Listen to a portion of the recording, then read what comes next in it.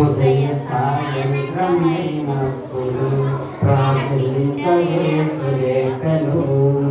ఉదయ సాయంత్రమైనప్పుడు ప్రార్థించయేసులేఖను ప్రార్థింతును ప్రార్థింతును